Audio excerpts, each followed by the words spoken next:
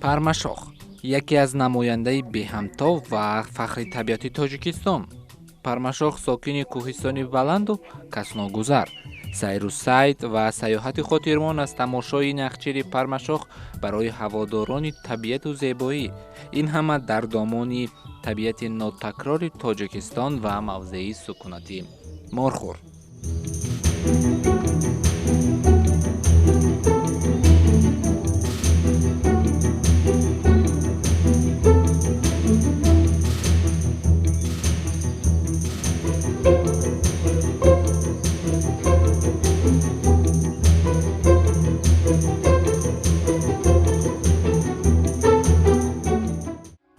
нахчири Пармашох аз гаронтарин сайдҳо дар Тоҷикистон ба шумор меравад ва ба гуфти кормандони ҳифзи муҳити зист, шикорчиён барои сайди он бояд на кам аз 300 000 сомонӣ пардохт намоянду иҷозати шикорро дастрас кунанд. бояд гуфт ки дар ҳоли ҳозир саҳмия ва ё квотаи шикори ин бузи нодир аз ҳисоби оне ки саршумор ҳамасола меафзояд бештар шуда, дар ин баробар қимати он низ боло рафта истодааст. масалан барои мавсими шикори солҳои 2020-2021 саҳмияи шикори қонунии ин намуди ҳайвони нодир 13 адад муайян гардида буд. ба андешаи корманди шуъбаи назорати давлатии олами ҳайвоноту набототи кумитаи ҳифзи муҳити зист Раҳмоналӣ Маҳмадалӣ то андозаи зиёд намудани саҳмияҳои шикори бузи Пармашох ба хотири афзоиши он дар ҷангалзорҳои дашти ҷуми ноҳияи Шамсиддин Шоҳин ва қаторкӯҳҳои Дарвоз мебошад.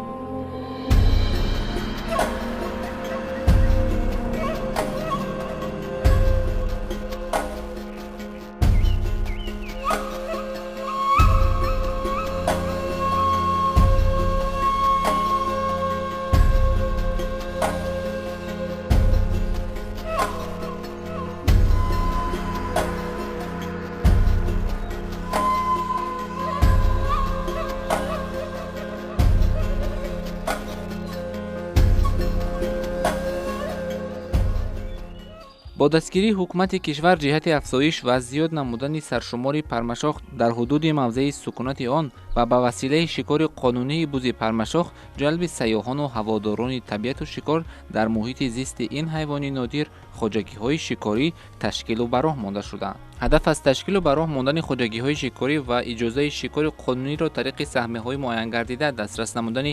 ин хоҷагиҳои шикорӣ аз ҷониби ҳукумати мамлакат ва сохторҳои беҳдошти муҳити зист нигоҳубин, парвариш ва афзун намудани насли нахчири Пармашох буд ки иқдоми мазкур саривақтиву хело муҳим ҷиҳати ҳифзи муҳити сукунат ва саршумори Пармашох ҳамчун намояндаи нодири олами ҳайвоноти на танҳо Тоҷикистон балки Осиёи марказӣ буд. акнун чунин хоҷагиҳои шикорӣ фаъолияти худро дар доираи қонунгузории ҳифзи муҳити зисти кишвар ба роҳ монда тамоми гулу гиёҳ, ҷонварону ҷонзод, ҳайвоноту ҳашарот, хазандаву парранда ва хоку оби ҳудуди худро аз нестшавиву харобшавӣ ҳифз ва назорат мекунанд. барои мисол ҷиҳати зиёд намудани саршумори бахусус Морхӯр дар канори мамнӯъгоҳи давлатии табиии дашти ҷум ки яке аз муҳити асосии сукунати Пармашох дар тамоми қаламрави кишвар ба ҳисоб меравад, берун аз ҳудуди мамнӯъгоҳ хоҷагии шикории Морхӯр фаъолият мекунад. хоҷагӣ дар ихтиёри худ 18 000 гектар замин дошта, ҳар як ваҷаби онро ҳифзу муҳофизат менамояд.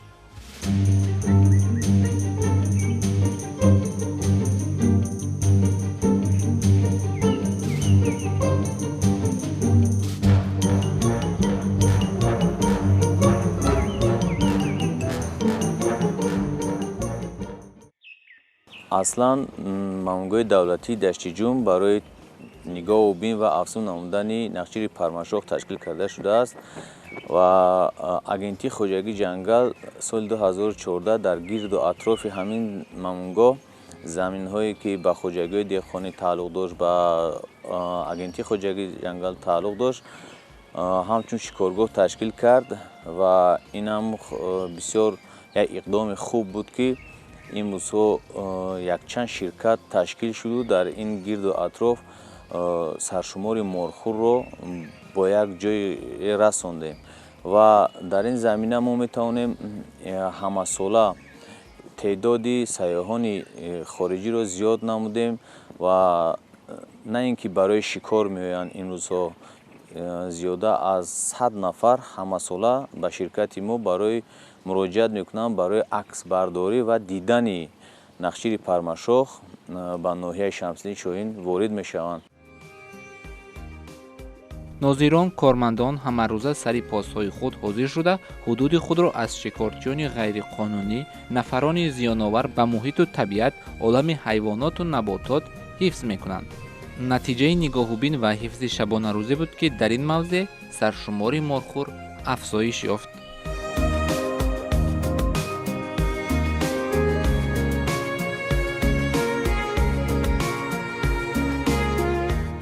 имрӯзҳо дар ширкати мо зиёда аз 600-650 сар морхӯр ҳаст, ки ин ҳам гоҳӣ онро медиҳад, ки мо солҳои тӯлонӣ нигоҳу бинро хуб баро мондем ва аз солҳои мо нигоҳу бин мекардем. Солҳои аввал дар ин заминҳо 60-70 морхӯр буд. омили зиёд шавии саршумори нақчири пармашох ин танҳо муҳофизати шабонарӯзиро талаб мекунад, ки бояд доимо нигоҳу бин кунӣ. мо ҳама медонем, ки имрӯзҳо шикорчиёни ғайриқонунӣ зиёд ҳастанд. аз онҳо бояд мо ҳифз намоем ва дарандагон ҳам ҳастанд, мо аз онҳо бештар ҳифз карда наметавонем. Аслан ин шикорчиёни ғайриқонунӣ, агар мо шабонарӯзӣ ҳифз кунем, дигар ба ӯ на алаф дар кор, на ягон оби дигар, ҳамаш табиат ҳамаи чизро додагӣ аст бар мо. танҳо барои мо зарур аст, ки нигоҳу бини шабонарӯзӣ. самти шикор, хусусан шикори қонунӣ, яке аз бахшҳои афзалиятноки соҳаи сайёҳӣ дар тамоми кишварҳои дунёст, чун табиат, олами ҳайвоноту наботот, гулу гиёҳу кӯҳистони зебои Тоҷикистон ба гӯши ҳазорон сайёҳи хориҷӣ расидааст. ҳамасола онҳо кӯшиш мекунанд аз ин ҳама зебогиҳои нотакрори кишвари мо дидан кунанд ва дар ростори ҷалби сайёҳон ба кишвар саҳми хоҷагиҳои шикорӣ низ назаррас аст. Масалан, сайёҳ аз тариқи сомонаҳои интернетӣ хатсайри хоҷагии шикории морхӯр дар ноҳияи Шамсиддини Шоҳинро дарёфт мекунад, аз имконоти сайёҳии Будубошт огоҳ мешавад ва қарор медиҳад, ки ба Тоҷикистон ояд. албатта ҷалбу омаданҳои сайёҳон ба кишвар афзалиятҳои иқтисодии худро дорад, ки ин ҳам барои шарикон, ҳам барои мардуми маҳаллие, ки сайёҳ аз он минтақа дидан мекунад, манфиати иқтисодӣ дорад. ба гуфти моликони ширкати морхӯр, ин ҳама рушду пешрафт аз дастгириҳои бевоситаи ҳукумати кишвар, хусусан роҳбарияти олии мамлакат ба онҳост. онҳо низ ҷавобан ба дастгириҳои кишвар аз ҳисоби даромад корҳои ободониро дар маҳаллу деҳи худ ба роҳ мемонанд. ба истифода додани майдончаи варзишӣ, майдончаи бозӣ барои кӯдакон ва дигар иншооти фароғатӣ аз ҷумлаи иқдомотест, ки хоҷагии шикории морхӯр ба анҷом расонидаанд. дар солҳои рушди сайёҳӣ барои мо ширкатҳои сайёҳӣ якчанд имтиёзҳо ҳукумати ҷумҳурии Тоҷикистон имтиёз дод ва мо тавонистем аз ин имтиёзҳо истифода барем, дар намоишгоҳҳои байналмилалӣ иштирок намоем ва имкониятҳои сайёҳии кишварамонро пешниҳод кунем ва теъдоди сайёҳонро сол аз сол зиёд намоем. дар баробари афзоиши саршумори нақчири пармашох дар ҳудуди мамнуъгоҳи давлатии табиӣ Даштиҷум ва ҳудудҳои канори он, инчунин пармашох дар қаторкӯҳҳои дарвоз низ сукунат дошта, сол аз сол муҳити худро васеъ мекунад, ки албатта бо суръати хуб паҳн шудани мавзеи зисти пармашох аз нигоҳубини ин ҳайвони нодир дарак медиҳад.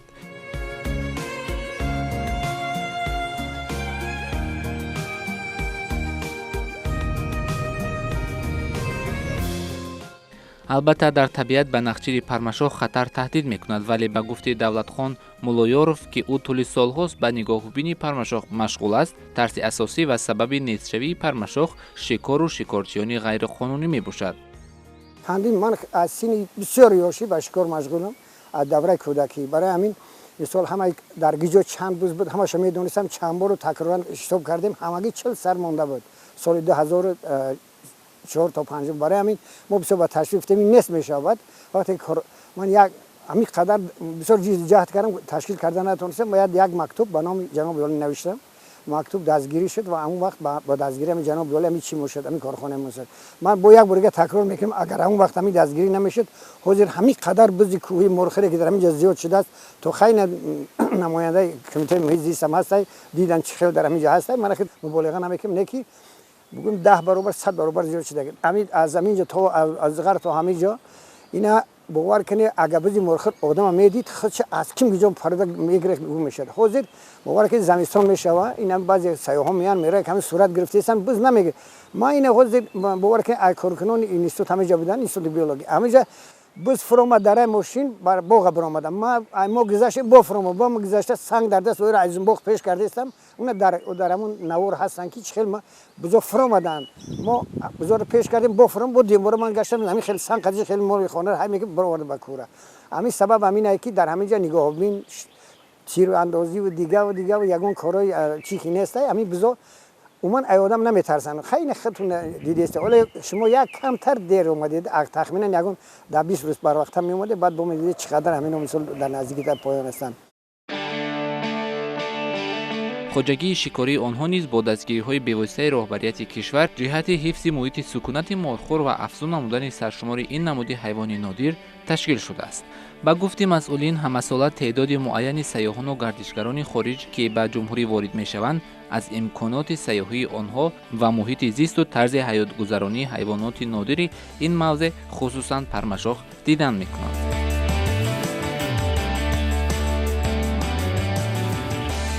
عموما باور کنید پارسال در امروز زیغرداره یک جونده ایستادیم 70 تا نرینه را نمی خیلی حساب کرده استیم 70 تا من نمیگم همه وای کلام بدن نه که همین یک رما شدگی 70 حاضر اینا که دیده که خیلی پوستشون ایواز کردن پشم سفید شدگی همین سفید ایستادگی 70 تا یک جونده حساب کردیم چند روز یک روز نه چند روز تکرار همونجا میدین خیلی همین زیاد شدگی این خوبه که در همین راه این سرشوی بدخشان این قطع توریست به بدخشان میره رد میان میبینن ها تابستان در بزی مرخر در این پایان وای میکنه نسل میتیه در پایان دمی در ساحل دریا و بلند سبب اساسی تیز جان شدنش همینه که در بالاکو هم خیرس هست هم همین خیلی سنجنی برس میگن همون بابری برفین از همون دشمنی همین وای که همین از حساب همین وای زندگی میکنه انا تابستان رو باید بلندن همین نسل بیچاره 100% اینو میگیرن کلان میکنن تو ماه سپتامبر ما میبینیم میخوام در ساحل در دریا آب میخرن جای آخر آدمای ما هستن که با هم بگنی اونجا میرن نگاه میکنن میرن آب میخرن برگشته میبرن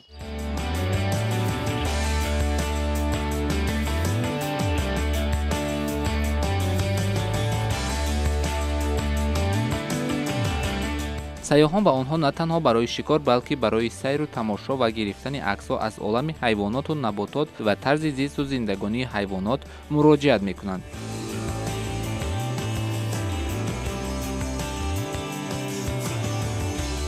اکثریت همین باور کن از فرانسه یک 3 کس اومدن همین چراگاه تابستان چی قدر بلندی هست برآمدن همراهمون همون جنده همین و مرخر را دیدن فقط برای دیدن مرخر یگان سیگانی همین رفتیم در بالا که تابستان کی بود همین رفتیم با یک جای برآمدیم که همین مرخر در پیش من همین خیلی سادگی هم سیام که کردن خرسند همین چی کردن با پگایش با دیدن خیلی دیگه کار که همین آدم رفت که مقصدش اجرا شد خیلی بعد باور کنید همون زمستان بود تابستان بود تیرمو پدرش گرفتم پدرش و اکهش با یک 3 کس با اومدن با همون یک اویلوی با اومدن اونجا دو کس بودن اویلوی نه تفر پدرش یک پیره سفید با گرفتن اومدن بود این بالا برآمدیم خیلی نزدیک همین خیلی تماشا کردن حلاوت که این بزی کوی خیلی حیوانی نادرترین عالم این چه از زغر بالا این همین زغر وقتی که این طرف رای تنگا میگفت تنگ معناش یعنی بسیار تنگ کوه ها نزدیکی بدند همین مرخر فقط در همین جای کس ناگذار بسیار جای میره و کی سیبرسی کسی رو گرفتن نمیتونه بسیار جرگمی کوه خیلی ماهی میگن در آب این بزرکو بزی کوی انا همین ازغر نمیرفت نه که من حیران چی باکی همین سالای آخر این همین بالای همون میگم که این پاس ملیسو بالا ده همین قدر انا زیاد شد که همینجا رفت بالا حاضر این اکد یک 60-70 تا شدگی 50-60 تا خیلی من 50 حساب کردم نه که من میدونم که اونجا زیادتر نه که همون چیزی که انیق دیدم اونو میدم اینا که فکر کن حاضر رقمی 5 سال پس 10 سال پس اونجا نمی رنگی نمیجود همین خیلی میشه 20 کیلومتر بالا این از یک جایی که 7 بود 7 بود ایاموز چی قدر دریجه شده چی قدر اون بالا رفته زیاد شده اساسش نگاه بین، شکار نکردن، شکار غیر قانونی. ابی وقتی که همین نگاه بین کار خودت اگر خیانت نکردی همون چیز تو همه را سق قپیدی، انا این افزایش هیچ نیست، بسیار تیز افزایش می‌یابد. چون که 99% من میگم 99% دو تای میزایه. فقط بیچه که همین سال گویا که یک نیم ساله، یک سال پرش زگی سال دیگر وای میشود، انا مو یک تایی میکنن. از 2 سالگی اون طرف اکثریت من خیلی هم چیز دیدم، خیلی 3 تا دیدم مقطعا رید که 1 بار 2 بار 3 بار دیدم 3 تا داشتگی را که علاوه درو برآمدن. بس اجازه میدید که وقتی برآمد 2 تاش برآمد، یک بیشه خفا زد ایستاد، این هم رفت خطی شد، بعد برآمد 3 بیشه خفا. انا برای میگم که بسیار افزایشش تیزه، چون که 99% من میگم که 2 تایی میزاید، 2 تا میزاید.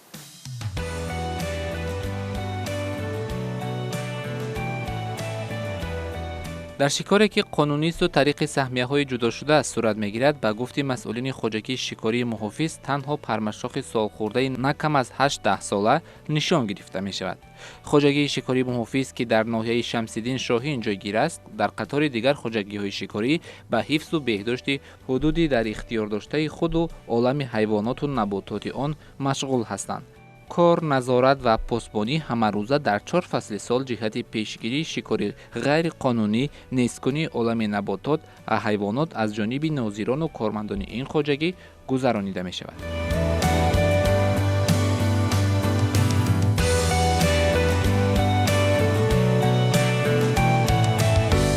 همه تشکیلات همو برقرار کردیم.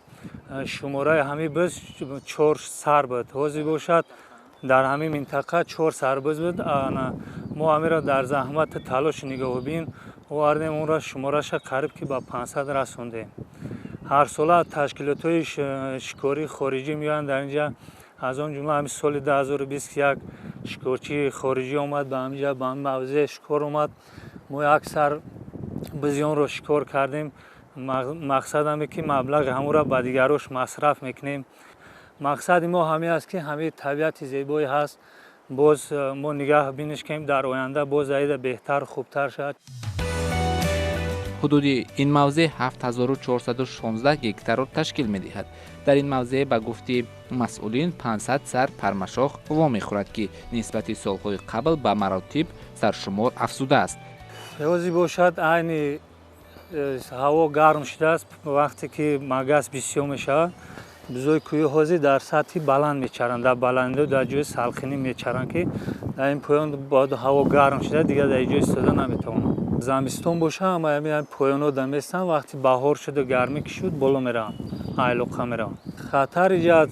برس هم دیده میشه، خرس هم دیده میشه، لیکن هر خطر جدی بگیم از طرف و نیست. فقط خطر ایجاد بوده همین آدمایی که غیر قانونی شکار میکنن، همون خطر ما که همه چیزا نیست نابود نکننده. بسیار میشید حاضی نیست، حاضی کم شده اگه از سبب که ما همه چیزا نگاه بینش جدی کردگی، مقصد که همه طرفا نگاه بینش میکنیم، شکار غیر قانونی هم قریب که از بین رفته نیست. با گفته کارشناسان ساحه، وجود چنین خوجگی‌های شکاری در کشور و نظارت و نگاهبینی خوب آنها توانسته ایستاده است که سال از سال سرشماری پرمشاخ را افزون نماید. محافظ با تشکیلات‌های سیاحی خارج همکاری زیست را براه مانده است. با جلب سیاحان و هواداران طبیعت و از حساب مبلغ وارد شدن نگاهبینی حیوانات نادر حدودی در اختیار داشته خود را هنگام زمستان خوب براه میمانند. در این برابر محافظ توانست که در آبادی ناحیه شمس‌الدین شاهین بنیاد باغ‌های اینتنسیوی انشاءات خدمت‌رسانی برای مردم محل و مهمانان و سیاحان سهم ارزنده گذارد. این همه را ثمره 30 سال استقلال دولتی، دستگیری و راهنمایی‌های بی‌واسطه حکومت کشور می‌دانند.